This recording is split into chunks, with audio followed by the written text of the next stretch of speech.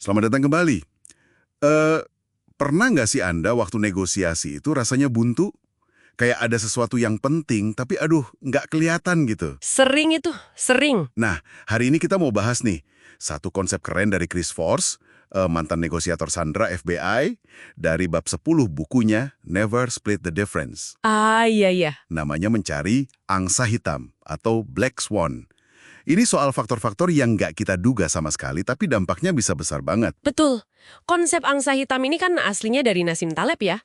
Intinya, ini informasi krusial yang kita tuh nggak tahu kalau kita nggak tahu. Wah, unknown unknowns gitu ya. Persis. Dan ini bisa mengubah, ya ampun, seluruh permainan negosiasi. Bukan detail kecil, tapi game changer yang tersembunyi. Banget buat bikin terobosan, dan gimana caranya kita mulai nyari ini?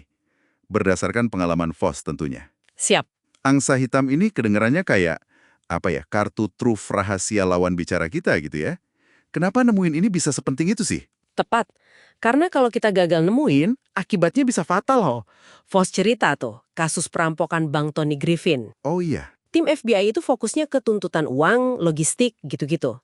Tapi mereka kelewatan angsa hitamnya. apa itu? Ternyata si Griffin ini diam-diam pengen mati di tangan polisi. Suicide by cop. Serius? Iya.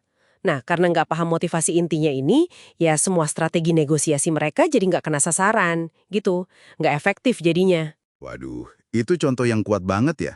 Saya mikirnya leverage atau daya ungkit itu biasanya soal siapa yang posisinya lebih kuat, yang kelihatan mata gitu loh. Nah, itu dia. Terus gimana konsep angsa hitam yang nggak kelihatan ini bisa mengubah hitung-hitungan leverage yang kayaknya udah jelas di permukaan? Pertanyaan bagus ini. Angsa hitam itu bisa secara dramatis mengubah perhitungan daya ungkit Anda. Kan ada 3 jenis leverage tuh. Gimana aja tuh? Ada positif, ya, kemampuan kita ngasih apa yang mereka mau. Terus negatif, kemampuan kita merugikan mereka. Tapi hati-hati, Voss ingetin soal paradoks kekuasaan. Maksudnya? Kalau kita neken terlalu keras, mereka malah bisa ngelawan balik lebih kuat, bukannya nurut. Nah, yang ketiga itu normatif. Ini pakai standar atau keyakinan mereka sendiri buat mempengaruhi. Oke. Nah, angsa hitam ini sering banget jadi kunci buat membuka leverage normatif ini. Kuat banget efeknya. Menarik. Tapi gimana caranya kita nyari sesuatu yang kita bahkan nggak sadar kalau itu ada? Rasanya kayak nyari di kamar gelap buat sesuatu yang nggak tahu bentuknya apa. Haha, ya juga ya. Kuncinya itu ada di bagaimana kita mencari dan mendengarkan, bukan apa yang dicari. Voss ngasih beberapa cara nih. Oke, gimana tuh? Pertama, pertanyakan asumsi Anda sendiri. Ini penting banget. Jangan pernah masuk negosiasi mikir Anda udah tahu semuanya. Anggap aja setiap interaksi itu baru. Jadi siap mempertanyakan apa yang kita anggap benar soal situasi atau orang itu ya? Bukan cuma siap adu argumen. Persis. Kedua, perhatikan kejanggalan. Kalau lawan bicara ngomong atau ngelakuin sesuatu yang rasanya aneh, nggak masuk akal, Voss nyebutnya momen gila, itu jangan diabaikan. Oh iya. Itu bisa jadi sinyal angsa hitam. Contohnya, kenapa orang jual properti bagus jauh di bawah harga pasar. Mungkin ada masalah tersembunyi kan, yang dia nggak mau bilang? Kayak alarm bawah sadar gitu ya? Sesuatu yang nggak pas sama gambaran besarnya. Bisa dibilang gitu. Ketiga, gali agama mereka. Ini bukan soal agama secara harfiah ya. Terus apa dong? Tapi soal apa yang benar-benar bikin mereka bergerak. Pandangan dunianya, nilai-nilai intinya. Contohnya kasus petani Dwight Watson yang ngeblokade Washington DC pakai traktor. Oh, yang itu ya?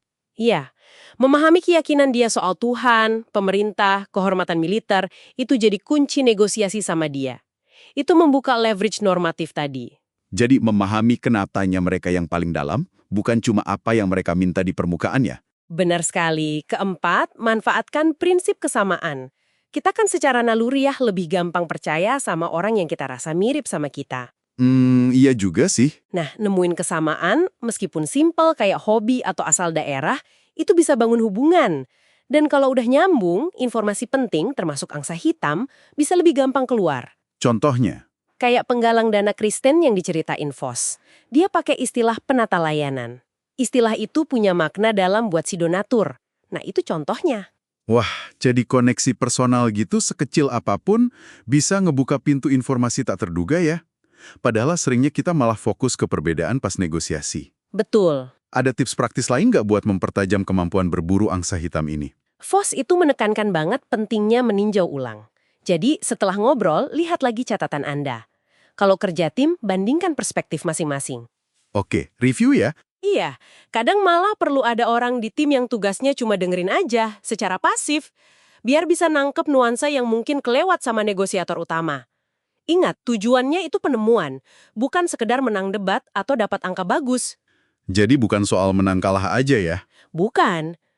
Ini lompatan dari negosiator biasa jadi luar biasa, kata Voss. Jadi kesimpulannya nih, jadi negosiator hebat versi Voss itu bukan cuma pinter nawar, tapi lebih kayak jadi detektif emosi dan motivasi, gitu ya, mengungkap angsa hitam yang tersembunyi, yang sebenarnya ngendalin situasi. Tepat sekali. Dan kemampuan nemuin angsa hitam ini relevansinya luas loh. Bukan cuma buat negosiasi yang taruhannya tinggi kayak Sandra atau bisnis besar. Oh iya? Di mana lagi? Ya, bisa dipakai pas rapat kerja, diskusi sama pasangan, bahkan obrolan sehari-hari Anda.